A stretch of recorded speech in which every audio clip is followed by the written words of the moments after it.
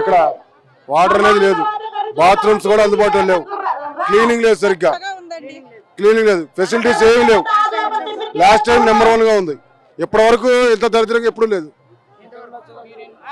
మేము 45 మంది వచ్చామండి. వాటర్ కూడా లేదు, తాగడానికి కాదు.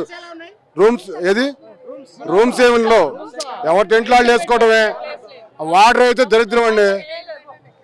మేము చాలా ఎక్స్పెక్ట్ చేసుకొని వచ్చాం, అసలు వాటర్ లేదు. ఈ గవర్నమెంట్ మాత్రం ఫెయిల్ జాతర. నేను అడ్వకేట్ ని, సీనియర్ అడ్వకేట్ ఫ్రమ్ విజయవాడ నుంచి వస్తున్నాను. మేము 30 సంవత్సరాలుగా వస్తున్నాం. ఏ సంవత్సరం లేనంత దారుణంగా ఈ సంవత్సరం ఉంది.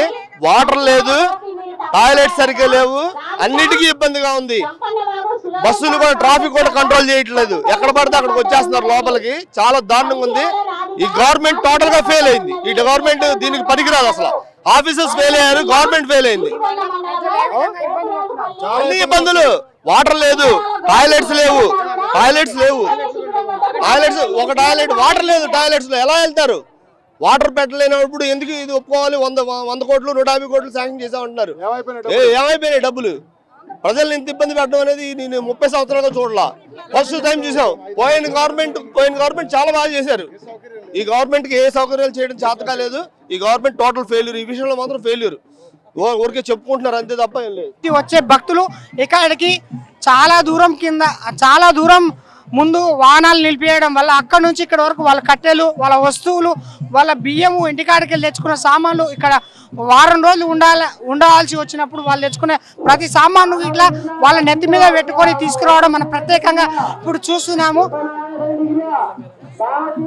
వాళ్ళ ముల్లె మూటలు నెత్తిలో పెట్టుకొని కిలోమీటర్ల మేర నడుచుకుంటూ వనదేవతలు దర్శించుకోవడానికి ఇక్కడ చాలా మంది భక్తులు రావడం అయితే జరుగుతుంది.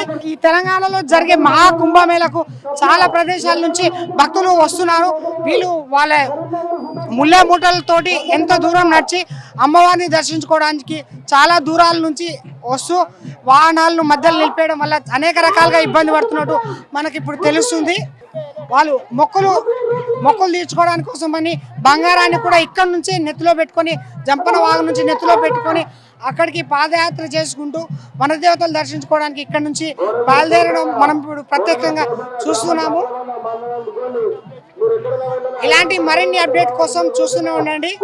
ఆంధ్రప్రభ వీడియో జర్నలిస్ట్ సతీష్తో రాహుల్ మేడారం నుంచి.